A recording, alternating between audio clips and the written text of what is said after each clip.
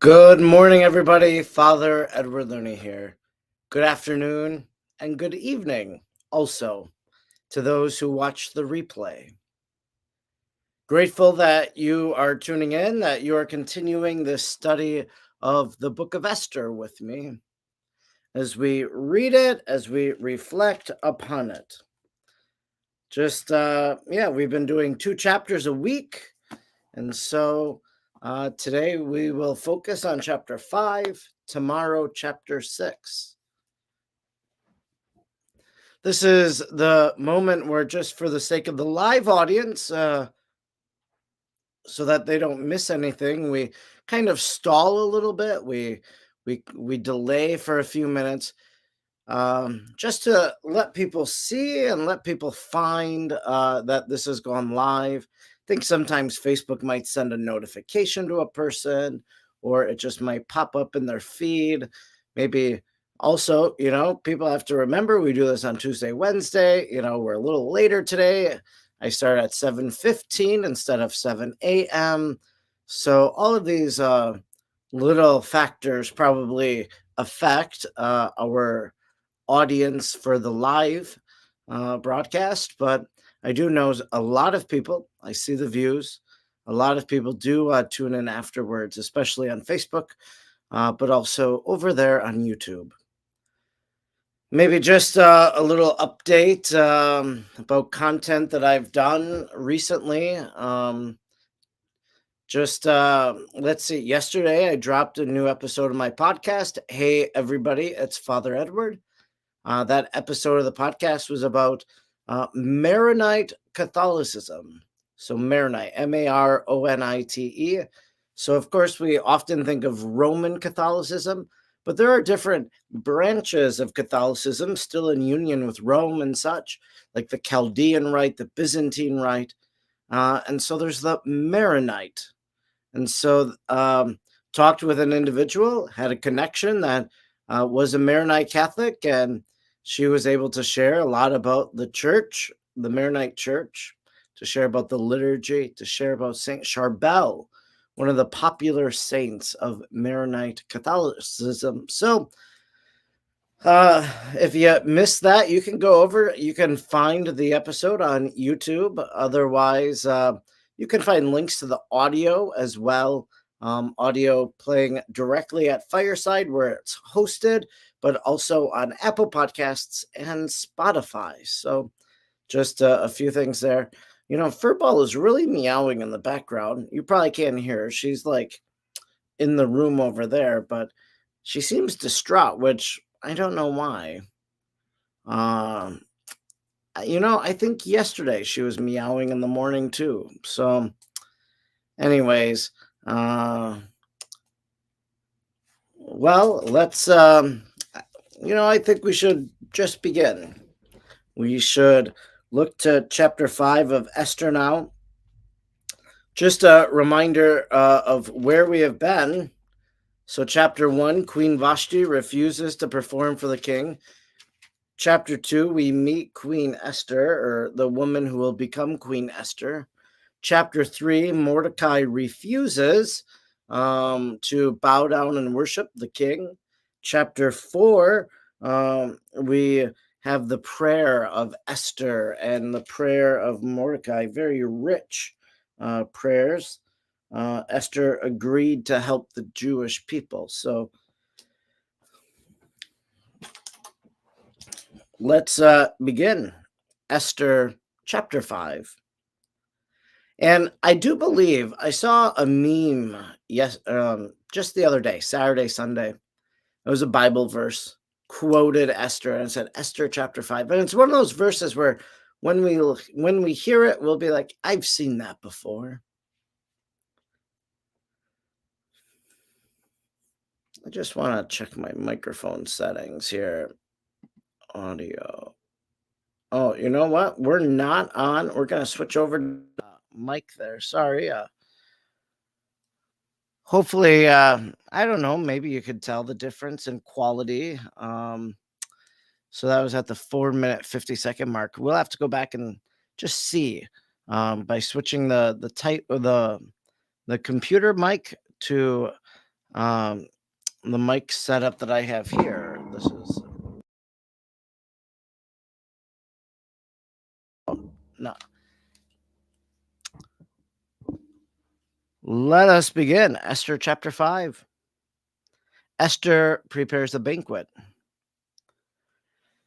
On the third day, Esther put on her royal robes and stood in the inner court of the king's palace, in front of the king's quarters, while the king was sitting on his royal throne, inside the throne room opposite the entrance to the palace.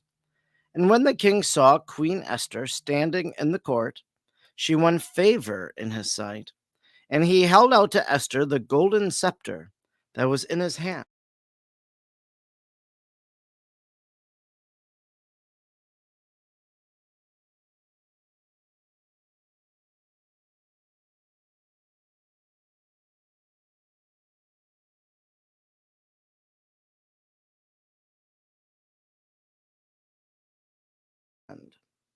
Then Esther approached, and we're back. Sorry about that.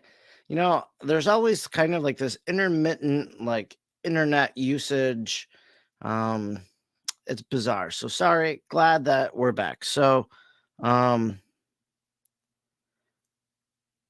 Esther received by the king. This is italicized, so we know that that's not in the Hebrew. It's only in the Greek Septuagint. Esther received by the king. And it happened on the third day when she finished praying. She took off the garments of service and put on her glory. Then, majestically adorned, after invoking the aid of the all seeing God and Savior, she took her two maids with her, leaning daintily on one, while the other followed carrying her train. She was radiant with perfect beauty, and she looked happy, as if beloved, but her heart was frozen with fear. When she had gone through all the doors, she stood before the king. He was seated on his royal throne, clothed in the full array of his majesty, all covered with gold and precious stones, and he was most terrifying. Lifting his vase, flushed with splendor, he looked at her in fierce anger. And the queen faltered and turned pale and faint and collapsed upon the head of the maid who went before her. Then God changed the spirit of the king to gentleness, and in alarm, he sprang from his throne and took her in his arms until she came to herself. And he comforted her with soothing words and said to her, "What is it, Esther? I am your brother. Take courage. You shall not die, for our law applies only to the common person. Come near." Then he raised the golden rod and touched it to her neck, and he embraced her and said, "Speak to me." And she said to him, "I saw you, my lord, like an angel of God, and my heart was shaken with fear at your glory. For you are wonderful, my lord, and your face is full of grace." But as she was speaking, she fell, fainting, and the king was agitated, and all his servants sought to comfort her. And the king said to her, "What is it, Queen Esther? What is your request? It shall be given you, even if half of the kingdom." And Esther said, "If it please the king, let the king and Haman come today to a feast that I have prepared for the king." Then the king said, "Bring Haman quickly, so that we may do as Esther has asked." So the king and Haman came to the feast that Esther had prepared. And as they were drinking wine after the feast, the king said to Esther, "What is your wish? It shall be granted you. And what is your request? Even in the full of my kingdom it shall be fulfilled." Then Esther answered, "My wish and my request is, if I have found favor in the sight of the king, and if it pleases the king to grant my wish and fulfill my request, let the king and Haman come to the feast that I will prepare for them, and tomorrow I will do as the king has said." Haman plans to hang Mordecai. And Haman went out that day joyful and glad of heart. But when Haman saw Mordecai in the king's gate, that he neither rose nor trembled before him, he was filled with wrath against Mordecai. Nevertheless, Haman restrained himself and went home. and he sent his br- and he sent and brought his friends and his wife Zeresh. And Haman recounted them the splendor of his riches, the number of his sons, all the promotions with which the king had honored him, and how he had advanced him above the officials and the servants of the king. Then Haman said, "Even Queen Esther, let no one but me come with the king to the feast she prepared.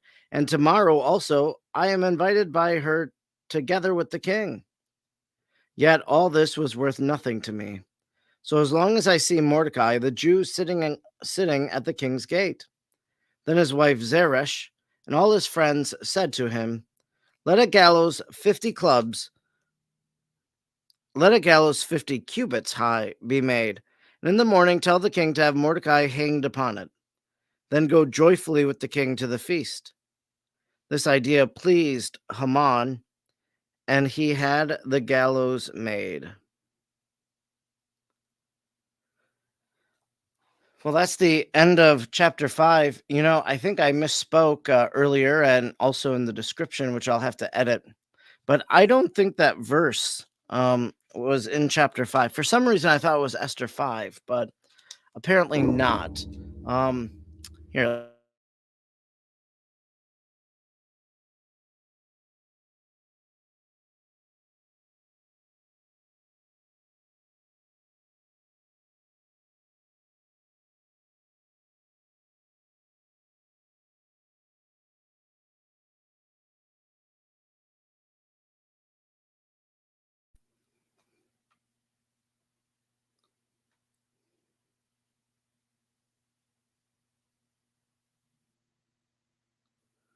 Hmm. Those two quotes that they pulled up online really. I will, even though, and if I perish, no, you. Inspirational quotes from the Book of Esther. Let's look at this one. Oh, yeah, here it is.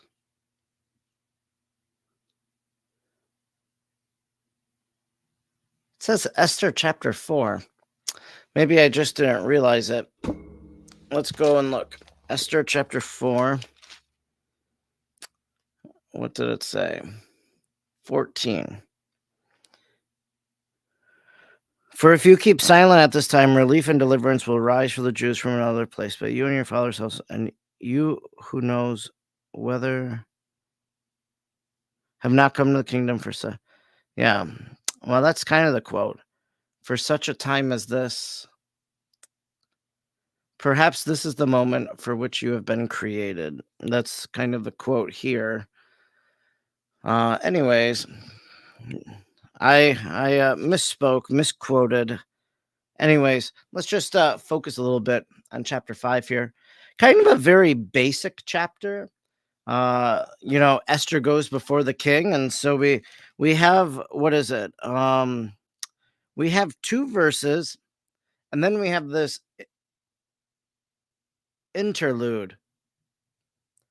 And the interlude is really you know, kind of a filler that is in the Greek Septuagint, not in the Hebrew. Uh, but basically just kind of giving us a little more about Esther in the presence of the king, fainting, all this stuff. So a little more than what we bargained for if it wasn't there. So gives us a little more detail. Uh, the king saw the queen standing in the court. She won favor in his sight. Held out the golden scepter for her. I think, kind of the most interesting thing, and you'll remember this maybe from the Gospels, that in the Gospel, when King Herod is kind of punishing John the Baptist and going to really murder John the Baptist, he allows a young woman to make the decision, whether it was her birthday or whatever. There was some sort of celebration going on. And so he asks this young woman, what do you want me to do? And so this young woman confers with her mother, and the mother says, well, ask for the head of John the Baptist on a platter. And so this young woman asks for the head of John the Baptist. So I just want to kind of show that what happens in the New Testament is really something that we see also in the Old Testament. That a king asking someone, "What do you want me to do for you? I will give you half of my kingdom." That as that happened in the New Testament, it also is happening here in the Old. So it must have been a common practice for a king to do something like that. And um, so Esther makes her reply. She says, "Well, I want you and Haman to come to a feast that I am going to throw." And so then we get Haman planning to hang Mordecai then here at the very end in verses 9 to 14. We get that just kind of how he's going to go about that. "Even Queen Esther let no one but me come with the king to the feast, and tomorrow I am invited by her. Yet all this is worth nothing to me so long as I see Mordecai the Jew sitting at the king's gate." Then his wife Zeresh and all his friends said to him, "Let a gallows 50 cubits high be made. In the morning tell the king to have Mordecai hanged upon it. Then go joyfully with the king to the feast." So kind of plotting um, the murder of someone. So I guess you could almost connect what I just said earlier about the king making this request of Esther, or Esther making the request of the king.